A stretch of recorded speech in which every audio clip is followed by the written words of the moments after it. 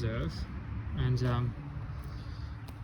I wanted to check this out because it looked like a good place to go for hiking or like go for a walk, or a bike ride.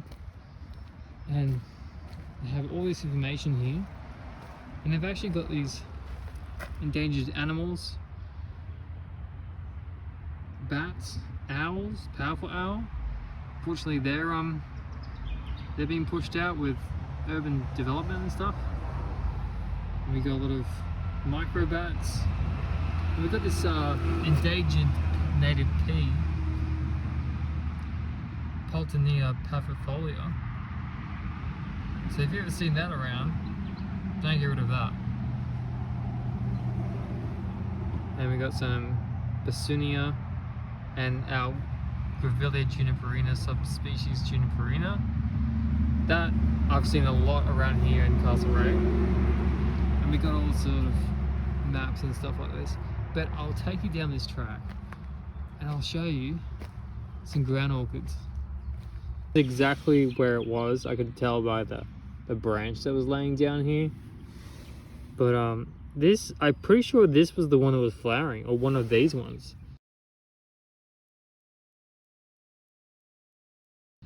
But unfortunately, sorry guys, but they're not flowering at the moment. But they're pretty awesome to find. Like, I'm pretty happy to find these guys. There's so many of them along this road.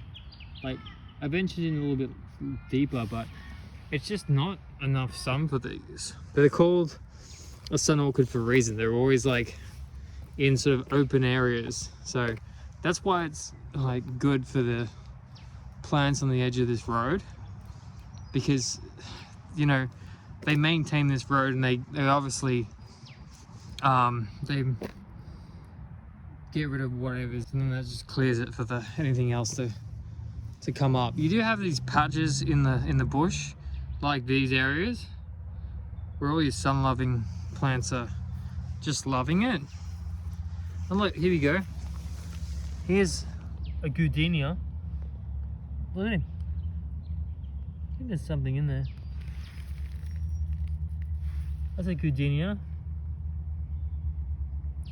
I'll put the species up, but that's like a trailing goodenia. Like, some of these plants, you should be growing in your garden. Like, especially the rice flower.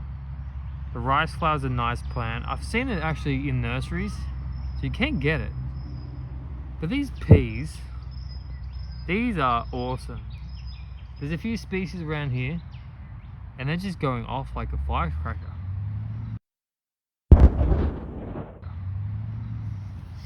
It's just awesome.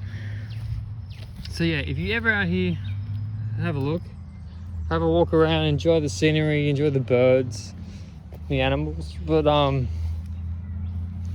yeah, there's heaps of stuff. Here's a plant I'm not too familiar with yet, but I will get familiar with it. Look at that.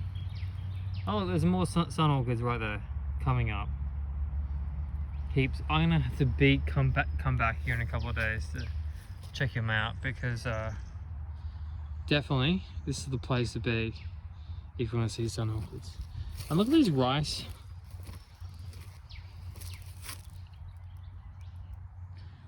These rice plants.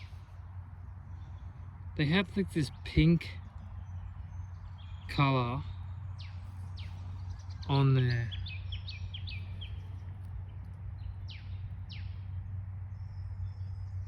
petals. They look great. What a great plant. It's just awesome. It's awesome to see them all flowering. There's heaps of them here. Spotted here Prostantha. As you can see, nice little mauve flowers. Beautiful, nice little purplish stems. Very linear leaves. A lot of these things are bee pollinated. Oh yeah, here you go. Here's some more just coming up there. I don't know if you can see them. There's heaps of them. Sunflowers. Sun orchids, sorry, not sunflowers. Totally different family.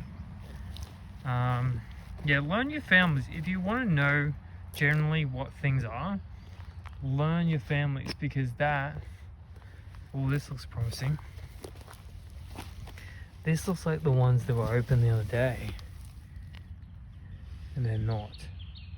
They're gonna be open soon. And as you can see, it has, see this leaf? One leaf. Usually they have one or two leaves. They're not really, I mean, it does photosynthesize, but majority of this energy that goes to this orchid is from fungi for the food exchange. Fungi provides, you know, some nutrients. They can't really, you know, handle beyond themselves, so they need something to cope. I don't know, it's Myrtaceae, definitely Myrtaceae. 5 petals.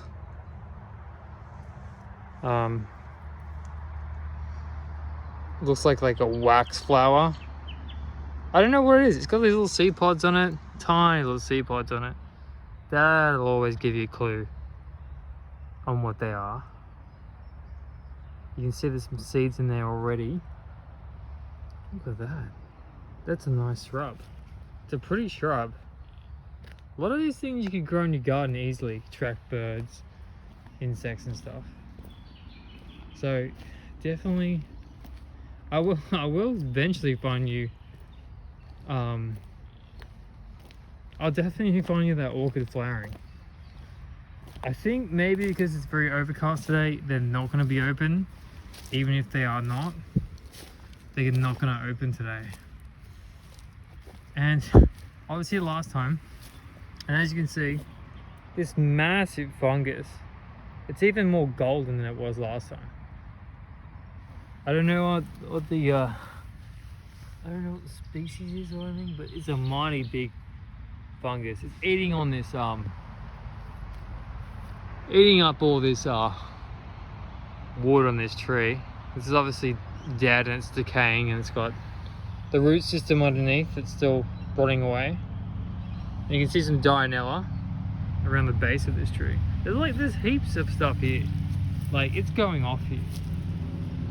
There's some more fungus over there. Someone's etched a notch in that tree. I think it's a lamandra. It's so weird. Just with the flowers,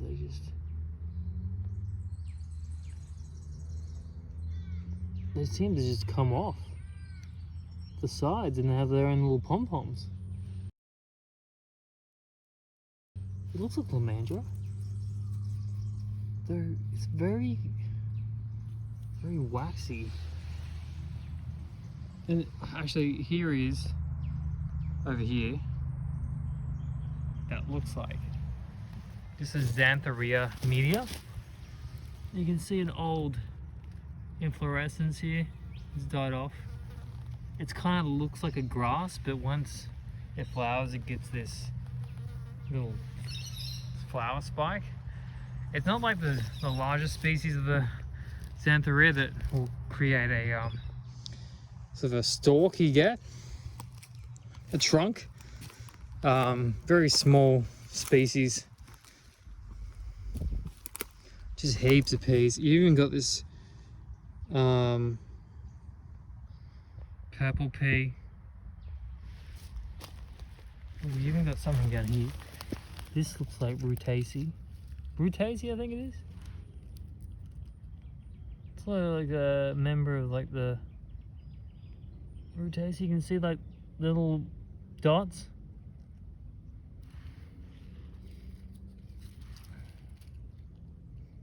Wow.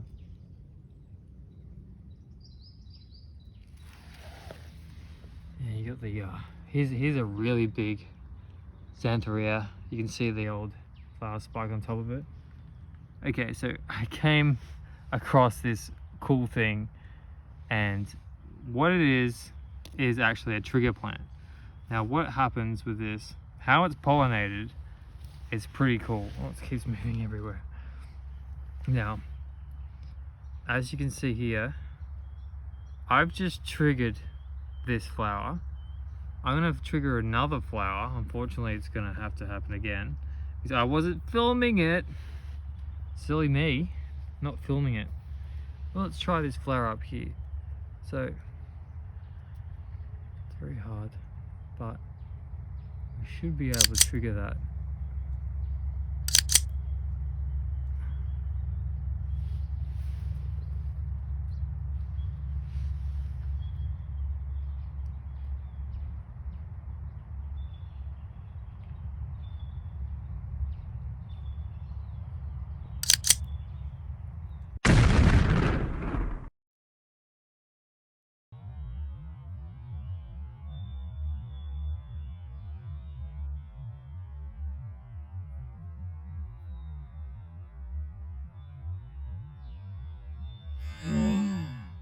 There we go. I don't know if you could see that, but I made that flick over to there. So what actually what happens is the insect will come along, land on this petal, and then that modified petal there with the arm, it flings over and then delivers a little pollen packet on the back of the insect's back, and that's how it pollinates. That is awesome. This is an awesome plant. I'm so glad I saw this. Look at it, just hanging out. There's not much to it. It kind of looks like a grass with its leaves, very linear leaves, but there we go. That is a trigger plant. I'll put the name in underneath. Come across another climbing pea, another. Look at that. That is nice. It's got more of a, it's got a trifoliate leaf. Very linear. Definitely a beauty. It's growing on this like dead plant here. Nice. And then we've got this tree here. It's like leaning over. And we've got some lichen there. Just different types of lichen.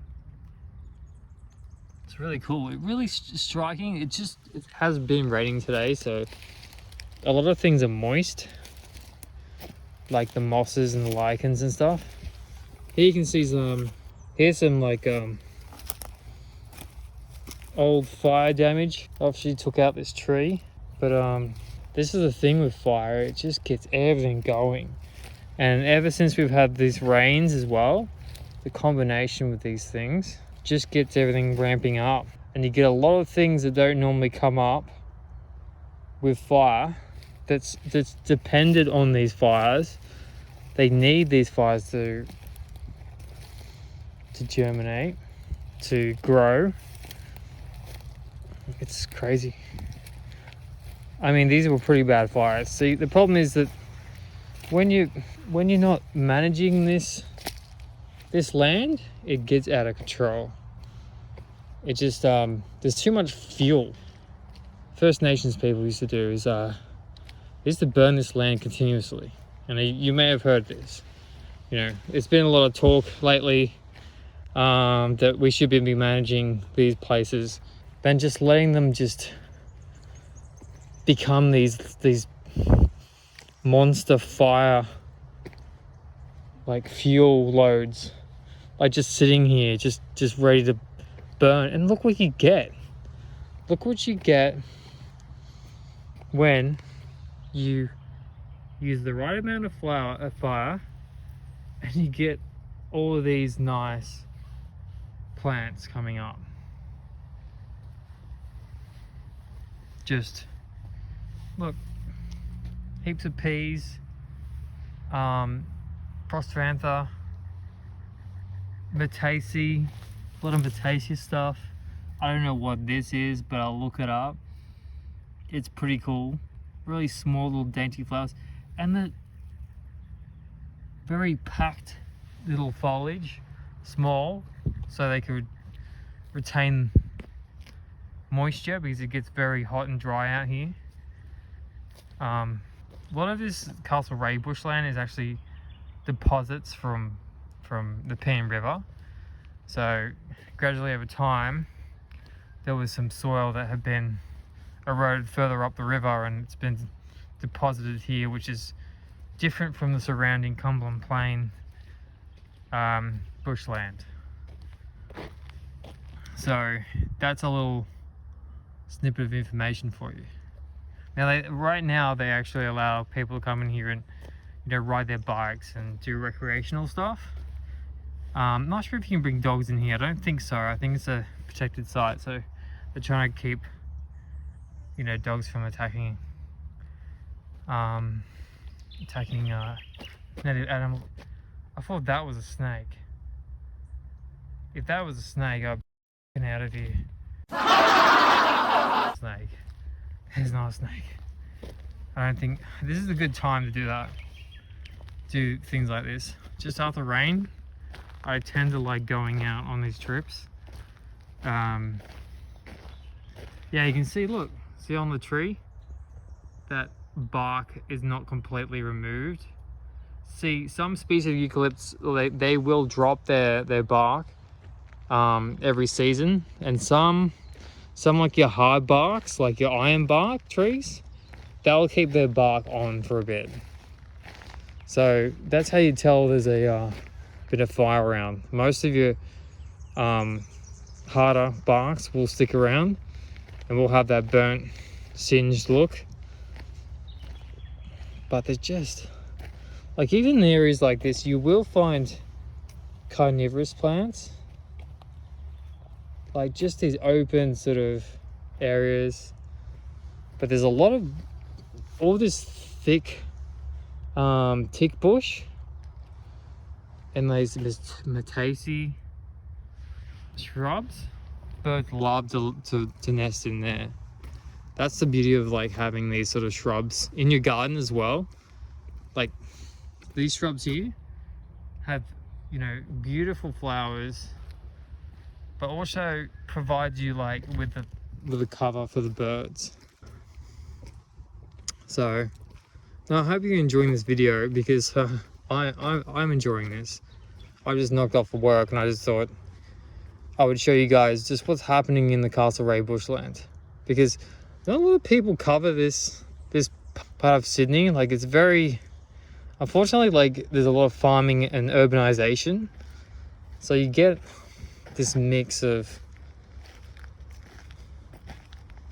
just devastation. It's just nice to see this very full intact bit. Oh, here we go. I just saw this. It's white. This white orchid.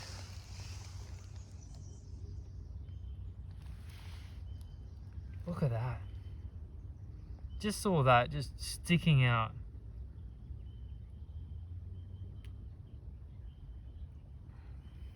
I'll put the name up on this. Stuff the sea, I think. But definitely, I saw one of these the other day actually. I did a post on my Instagram of finding one of these. I'll have a look. What Neo? White finger orchid for the common name, but Caladinia. A really nice little, quite big. It's not like 2 fingers wide. And you can definitely tell the 2 different species around here. One species don't really have this sort of this top petal. This top petal up here. The other one is actually quite short, I think. I'm pretty sure the other species is quite short, but this one on the top is quite elongated. So yeah, that is a nice piece of orchid. Good spot. So yeah, that's all I've got. I'll be doing a few sort of plants I'm going to target. I'm definitely going to get into some of your ground orchids in this series, so make sure you like and subscribe, and yeah, you'll get some more of this Cumberland Castlereagh Bushland tour. Spring is when it's happening. Okay, see you later. Bye.